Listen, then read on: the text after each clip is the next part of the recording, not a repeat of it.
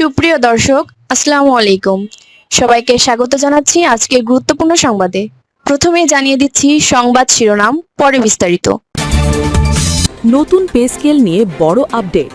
কবে বাড়তে পারে সরকারি চাকরিজীবীদের বেতন? এদিকে কেন পে স্কেল দিতে পারল না অন্তর্বর্তী সরকার, আসল কারণ জানালেন শফিকুল আলম। অপরদিকে কুষ্টিয়ার এমপি মুফতি আমির হামজার বিরুদ্ধে গ্রেপ্তারি পরোয়ানা। আরও থাকছে চট্টগ্রাম সিটি কলেজের ছাত্রদল শিবিরের সংঘর্ষ, ক্লাস পরীক্ষা স্থগিত। এবং সবশেষে থাকছে কয়েক ঘণ্টার ব্যবধানে 7 জনের লাশ উদ্ধার। শুনছিলেন সংবাদ শিরোনাম, এখন বিস্তারিত। তার আগে ছোট্ট একটি আবেদন, সত্য সংবাদ ছড়িয়ে দিতে আপনাদের একটি সাবস্ক্রাইব আমাদের জন্য অনেক বড় সমর্থন। লাইক ও কমেন্ট করে জানান আপনাদের মতামতই আমাদের শক্তি। আমরা বলি সেই কথা যা অনেক মিডিয়া আড়াল করে। এখন চলুন বিস্তারিত দেখা যাক। নতুন পে স্কেল নিয়ে বড় আপডেট। দেশের বর্তমান অর্থনৈতিক পরিস্থিতি ও রাজস্ব ঘাটতির কারণে সরকারি কর্মকর্তা কর্মচারীদের বহুল প্রতীক্ষিত নবম পে স্কেল বাস্তবায়ন নিয়ে এক ধরনের ধোঁয়াশা তৈরি হয়েছে। 2024 সালে গঠিত বেতন কমিশন চলতি বছরের 21 জানুয়ারি তাদের সুপারিশ জমা দিলেও এখনও পর্যন্ত সরকারের পক্ষ থেকে দৃশ্যমান কোনো পদক্ষেপ না আসায় 22 লাখ সরকারি কর্মচারীর মধ্যে উদ্বেগ বাড়ছে। কেন এই বিলম্ব? অর্থ বিভাগ সূত্রে জানা গেছে, নতুন পে স্কেল বাস্তবায়নের জন্য প্রাথমিকভাবে প্রায় 40,000 কোটি টাকা বরাদ্দের পরিকল্পনা ছিল। তবে জ্বালানি সংকট মোকাবিলা, তেলের ভর্তুকি এবং ফ্যামিলি কার্ডের মতো সামাজিক সুরক্ষা কর্মসূচিতে বড় অঙ্কের ব্যয় হয়ে যাওয়ায় পূর্ণাঙ্গ বেতন কাঠামো কার্যকর করা এই মুহূর্তে কঠিন হয়ে পড়েছে। ফলে সরকার এখনই চূড়ান্ত কোনো সিদ্ধান্তে পৌঁছতে পারছে না। বাস্তবায়নের সম্ভাব্য সময়। সংশ্লিষ্ট কর্মকর্তাদের ধারণা, বর্তমান প্রেক্ষাপটে 2026-27 অর্থবছরে ধাপে ধাপে নতুন পে স্কেল বাস্তবায়নের চিন্তাভাবনা চলছে।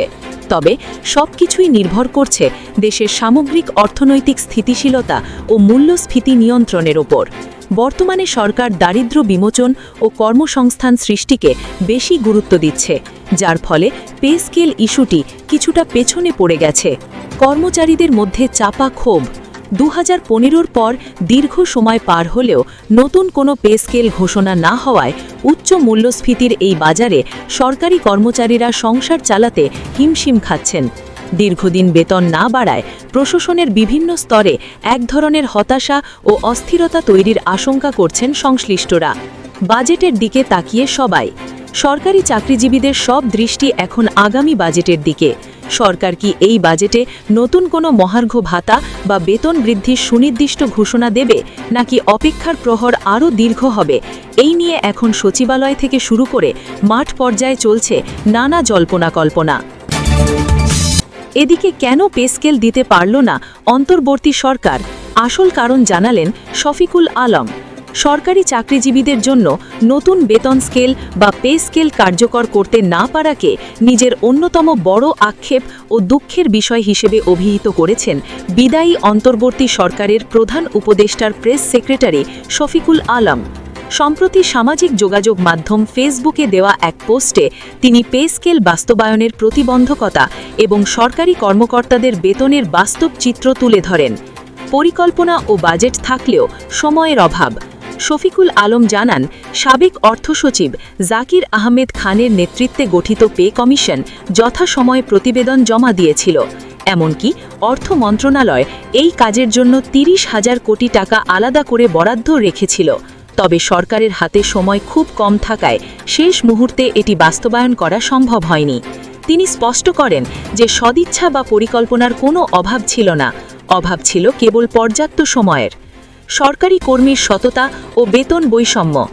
আমলাতন্ত্রে দীর্ঘ 18 মাস কাজ করার অভিজ্ঞতা থেকে শফিকুল আলম বলেন, সাধারণ মানুষের মধ্যে একটি ভুল ধারণা আছে যে সব সরকারি কর্মী ভ্রষ্টাচার, কিন্তু বাস্তবে বেশিরভাগ কর্মী সৎ, আন্তরিক ও পরিশ্রমী। তিনি একজন সিনিয়র সচিবের বেতনের উদাহরণ দেন। জানান, সব মিলিয়ে একজন সিনিয়র সচিবের হাতে থাকে মাত্র 1,26,000 টাকা, প্রায় $1,000, যা প্রতিবেশী দেশ ভারতের তুলনায় অত্যন্ত নগণ্য। ব্যক্তিগত অভিজ্ঞতা ও জীবনযাত্রার সংকট। নিজের অভিজ্ঞতার কথা জানিয়ে তিনি লেখেন, একজন সিনিয়র সচিব হিসেবে সাধারণ জীবনযাপন করতে গিয়ে তাকে প্রতি মাসে নিজের সঞ্চয় থেকে টাকা খরচ করতে হয়েছে। গাড়ি ও চালকের সুবিধার আর্থিক মূল্য খুবই সামান্য। এমনকি বিদেশ ভ্রমণের যে ভাতা দেওয়া হয় তাও প্রয়োজনের তুলনায় অনেক কম এবং খুব অল্প সংখ্যক কর্মীই এই সুযোগ পান। নতুন সরকারের কাছে প্রত্যাশা। জ্বালানি তেলের দাম বাড়ার ফলে সরকারি কর্মচারীদের জীবনযাত্রার ব্যয় আরও বাড়বে বলে শফিকুল আলম আশঙ্কা করেন। এই পরিস্থিতিতে তিনি নতুন সরকারের কাছে আবেদন জানান যেন আগামী বাজেটে সরকারি কর্মীদের বেতন সম্মানজনকভাবে বাড়ানো হয়। তার ভাষায়, দেশের সেবায় নিয়োজিতদের ভালো বেতন দেওয়া বিলাসিতা নয়, বরং এটি সময়ের দাবি এবং জরুরি প্রয়োজন।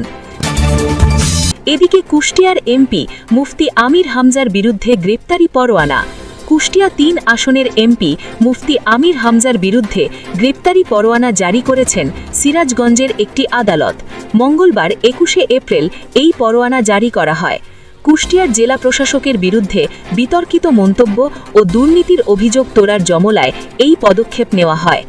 ঘটনার প্রেক্ষাপট: এর আগে ১৩ এপ্রিল জেলা প্রশাসকের বদলি নিয়ে বিতর্কিত মন্তব্য করায় আমির হামজাকে লিগ্যাল নোটিশ পাঠানো হয়েছিল। অভিযোগ রয়েছে, গত ২৭ মার্চ হরিপুর জামে মসজিদে জুমার খুতবার আগে মুসল্লিদের উদ্দেশ্যে দেওয়া বক্তব্যে তিনি দাবি করেন, কুষ্টিয়ার বর্তমান জেলা প্রশাসক এখানে বদলি হয়ে আসার জন্য ২০ থেকে ৩০ কোটি টাকা খরচ করেছেন।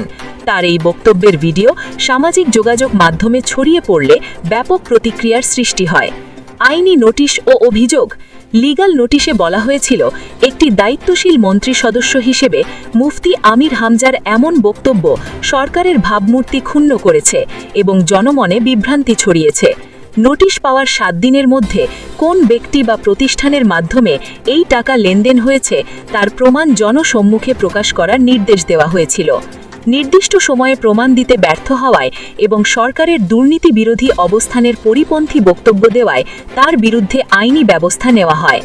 আইনজীবীদের ভাষ্য: আইনজীবী আব্দুল মজিদ জানান, প্রশাসনের সর্বোচ্চ কর্মকর্তাদের বিরুদ্ধে এমন গুরুতর এবং ভিত্তিহীন অভিযোগ তোলায় প্রশাসনিক শৃঙ্খলা বিঘ্নিত হয়েছে।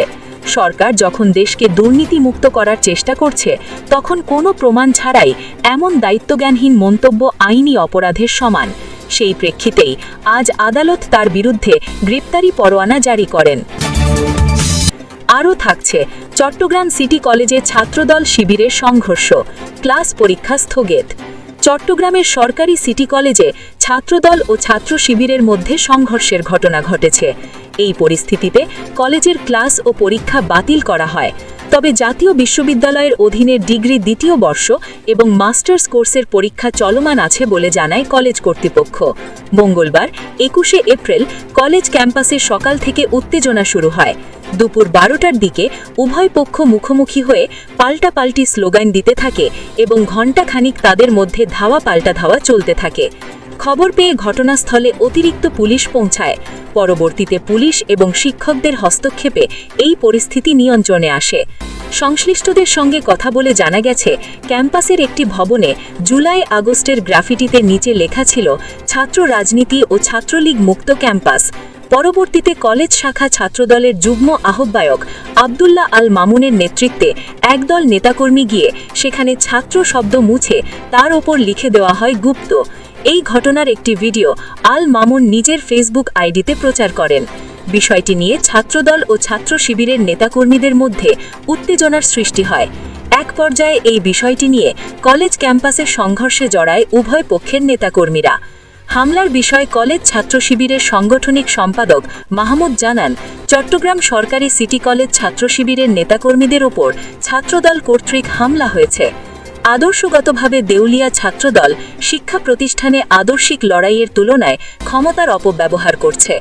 সরকারি সিটি কলেজের অধ্যক্ষ আবু সালেহ মোহাম্মদ নঈমউদ্দিন বলেন, দুই পক্ষের মধ্যে হাতাহাতির ঘটনা ঘটে। প্রাথমিকভাবে শিক্ষকরা পরিস্থিতি নিয়ন্ত্রণে আনার চেষ্টা করে, পরে পুলিশ এসে পরিস্থিতি নিয়ন্ত্রণে আনে। কোতোয়ালি থানার ওসি মোহাম্মদ আফতাব উদ্দিন বলেন, ঘটনাস্থলে অতিরিক্ত পুলিশ মোতায়েন করা হয়েছে এবং সব শেষে থাকছে কয়েক ঘন্টার ব্যবধানে 7 জনের লাশ উদ্ধার। কয়েক ঘন্টার ব্যবধানে নওগাঁ ও কক্সবাজার জেলা থেকে 7 জনের মৃতদেহ উদ্ধার করেছে পুলিশ।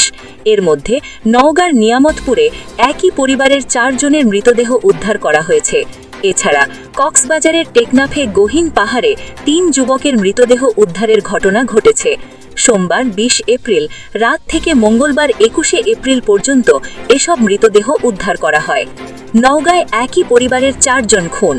নওগাঁর নিয়ামতপুরে একই পরিবারের 4 জনকে গলা কেটে হত্যা করেছে দুর্বৃত্তরা। সোমবার 20 এপ্রিল দিবাগত মধ্যরাতে বাহাদুরপুর ইউনিয়নের বাহাদুরপুর গ্রামে রাতে এই ঘটনা ঘটে।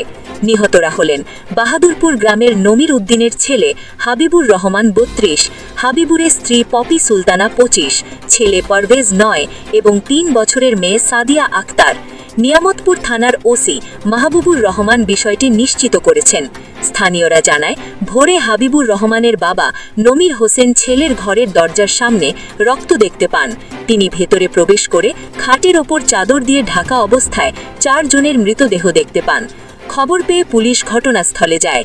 জমি নিয়ে বিরোধের জেরে এমন হত্যাকাণ্ড ঘটতে পারে বলে ধারণা করা হচ্ছে। নিহত পপি আক্তারের বাবা মোয়াজ্জেম হোসেন বলেন, আমার মেয়ে জামাই নাতি নাতনিকে যারা হত্যা করেছে তাদের ফাঁসি চাই। নিয়ামতপুর থানার ওসি মাহবুবুর রহমান বলেন, খবর পেয়ে ঘটনাস্থলে গিয়ে 4 জনের মরদেহ পাওয়া যায়। বিষয়টি গুরুত্ব সহকারে তদন্ত করা হচ্ছে।